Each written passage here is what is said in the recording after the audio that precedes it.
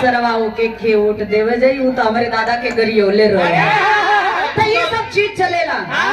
लेकिन राम खिलावन भैया बनौले हुन के लिए 55 बार प्रधान रह चुके हो।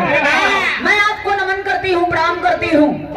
इस मंच के माध्यम से आपका स्वागत वंदन अभिनंदन करती हूँ और आप सभी लोगों का स्वागत वंदन अभिनंदन करते हुए खास तौर से साउंड वाला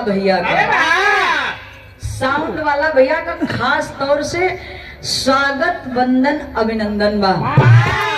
काहे के इन्हीं के मशीनी पर रात भर हमनी के चलेगा। ठीक है इनका मशीन बढ़िया है।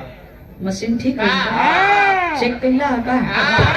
ऐसे बढ़िया घरों वाली हो। हाँ कबो कबो मैंने जहाँ हुआ वहाँ का मशीन चेक करा।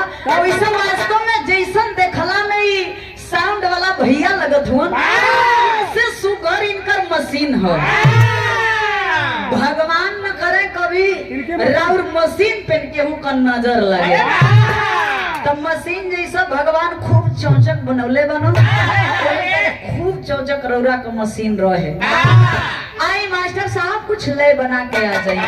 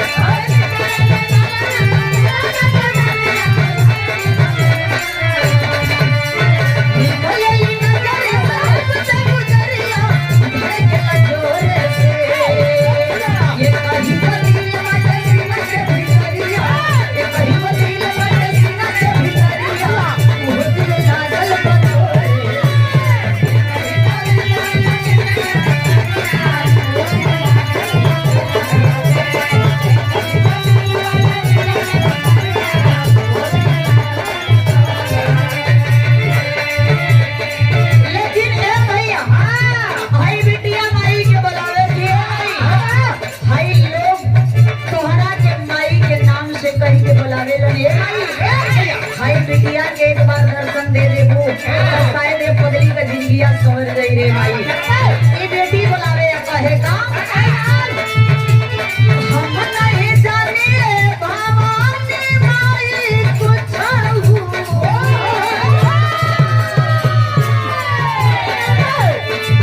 नहीं जाने भवानी माई कुछ हम के गवा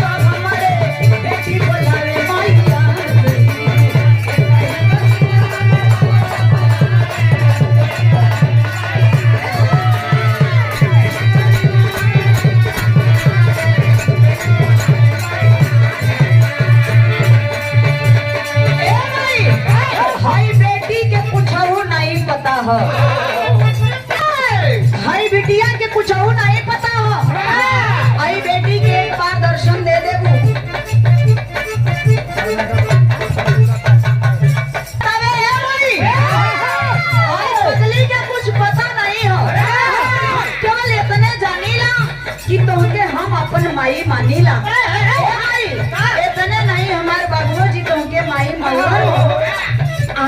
ए माई, ए दुनिया में तोहरे इतना ऊंचा उपाधि दियल गई कि जौन माई हमरा के पैदा करके पाल पोस के सयान कैले से माई, वो माई तोहरा के माई कहा